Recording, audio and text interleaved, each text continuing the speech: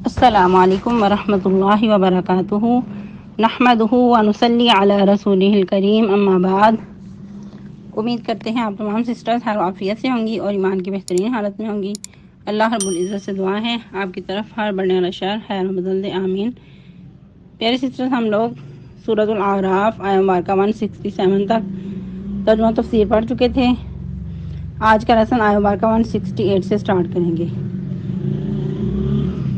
اعوذ باللہ من الشیطان الرجیم، بسم اللہ الرحمن الرحیم۔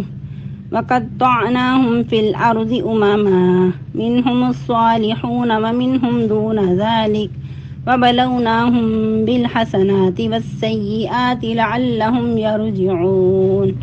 فخلف من بعدهم خلف ورثوا الكتاب يأخذون عرض هذا الأدنى ويقولون سيغفر لنا وإن يأتهم عرض مثله يأخذوه ألم يؤخذ عليهم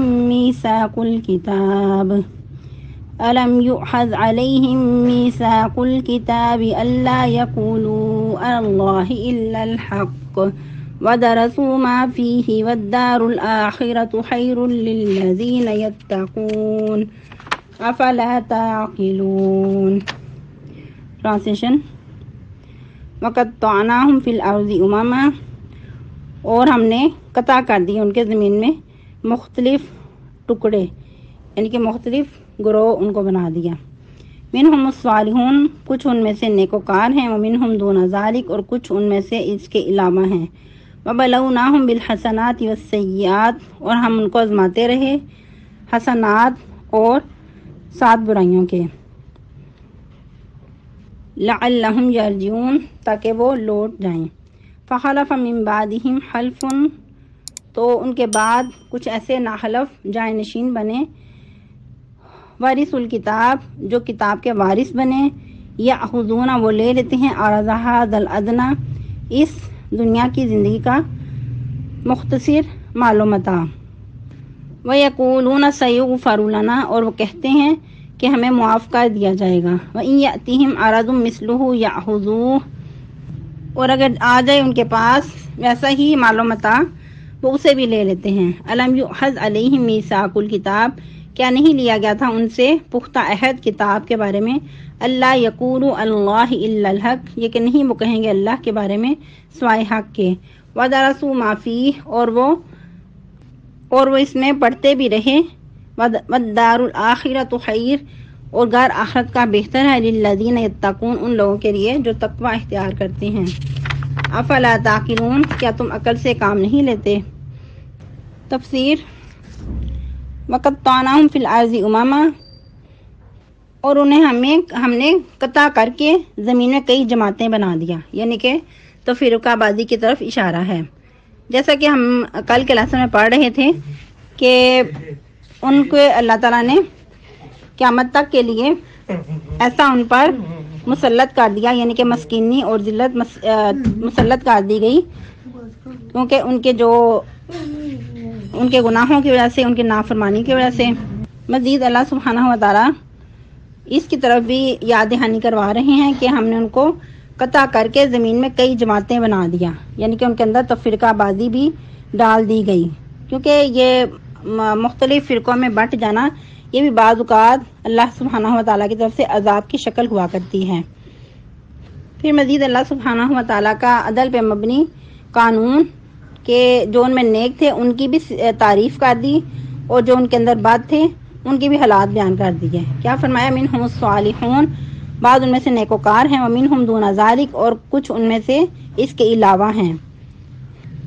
مزید اللہ سبحانہ و تعالیٰ کیا فرما رہے ہیں کہ ہم ان کو اچھائی اور برائی کے ساتھ آزماتے رہے، یعنی کہ ان کے اوپر اچھے حالات اور برے حالات آتے رہے، کس لیے؟ تاکہ وہ لوٹ جائیں، کیونکہ اللہ سبحانہ و تعالیٰ انسان کے اوپر مختلف حالات سے گزار کر، انسان کو آزمائش میں ڈال کر اپنی طرف لانا چاہتے ہیں۔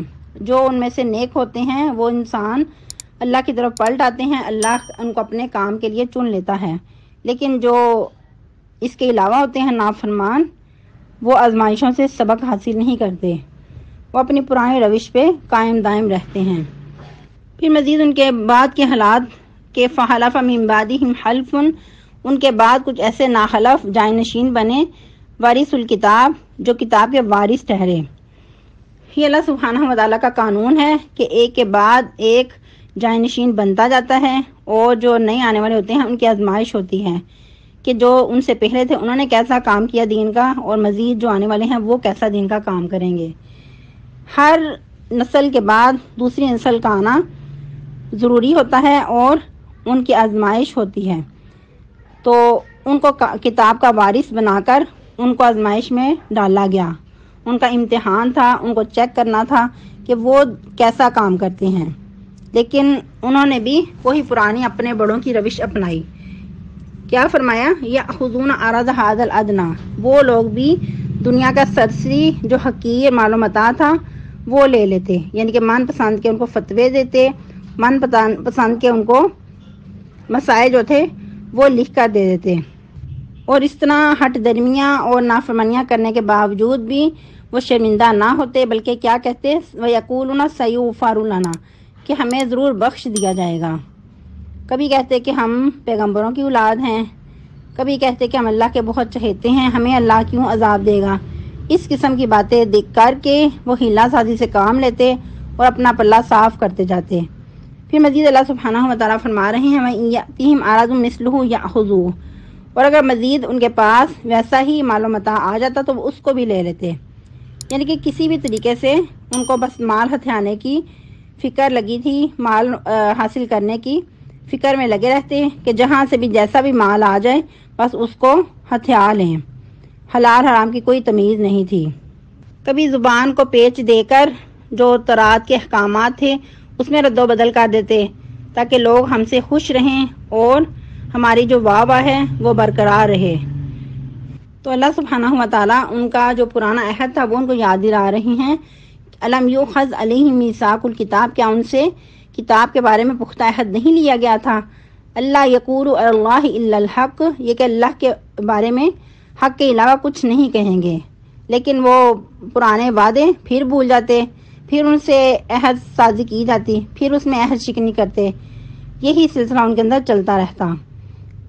پھر اللہ سبحانہ وتعالیٰ مزید فرما رہے ہیں وَدَرَسُوا مَا فِيهِ، اور وہ اس میں پڑھتے بھی رہتے تھے، یعنی کہ جو ان سے عہد کیا جاتا تھا، پختہ عہد لیا جاتا تھا کہ اللہ کے بارے میں حق کے علاوہ کچھ نہیں کہیں گے، اللہ کے کلمے کو بلند کریں گے، تو یہ چیزیں تورات میں بار بار ان کو رپیٹ کروائی جاتی تھیں، لیکن وہی بات کہ جب آنکھوں پہ پٹی باندھ دی جائے تو پھر حق نظر نہیں آتا، پھر پڑھنے کے باوجود بھی انسان اندھا ہی بنا رہتا ہے۔ آج ہمارے معاشرے کا بھی کچھ یوں ہی حال ہے، یہ سب کچھ ہمارے سامنے ہے، کوئی ڈکی چھپی بات نہیں، جو کچھ معاشرے میں ہو رہا ہے وہ ان سے کچھ کم نہیں ہے۔ پھر اللہ تعالیٰ فرما رہے ہیں کہ ان کو معلوم ہونا چاہیے وَالدَّارُ الْآخِرَةُ خَيْرٌ، کہ آخرت کا گھر بہت ہی بہتر ہے، لیکن کن کے لیے؟ لِلَّذِينَ يَتَّقُونَ، ان لوگوں کے لیے جو تقوی اختیار کرتے ہیں۔ أَفَلَا تَعْقِلُونَ، کیا تمہارے اندر اتنی بھی عقل نہیں، اتنا بھی تمہارے اندر شعور نہیں ہے کہ تم اس بات کو ہی سمجھ لو کہ جو کچھ دنیا کا مال و متاع تم عارضی حقیر سمیٹ رہے ہو، بار بار کتاب کا سودا کر رہے ہو، تو یہ آخرت کے بارے میں بہت ہی حقیر ہے۔ آخرت کے بارے میں اگر تم سودا کرتے تو وہ سب سے بہتر ہے، لیکن یاد رکھنا کہ ان لوگوں کے لیے جو تقوی اختیار کرتے ہیں، تم جیسے نہیں کہ جو بار بار عہد شکنی کرتے ہیں، اللہ کی نافرمانی کرتے رہتے ہیں ڈٹائی کے ساتھ۔ آخرت کا گھر متقی لوگوں کو ہی حاصل ہوا کرتا ہے۔ اب تم اگر اپنی پرانی روش پہ قائم ہو تو پھر آخرت کے عذاب سے تم بچ نہیں سکتے، تمہیں اس بات کا شعور ہونا چاہیے۔ آج کے لیے اتنا ہی کافی ہے، کل فرائیڈے ہے، فرائیڈے کی سنتوں کا خیال رکھیے گا، اسپیشلی سورۃ الکہف، درود شریف کی کثرت۔ اللہ سبحانہ وتعالی ہم سب کا حامی و ناصر ہو۔ سبحانک اللہم ربنا و بحمدک نشہد ان لا الہ الا انت نستغفرک و نتوب الیک۔ والسلام علیکم ورحمۃ اللہ وبرکاتہ۔ وصلی اللہ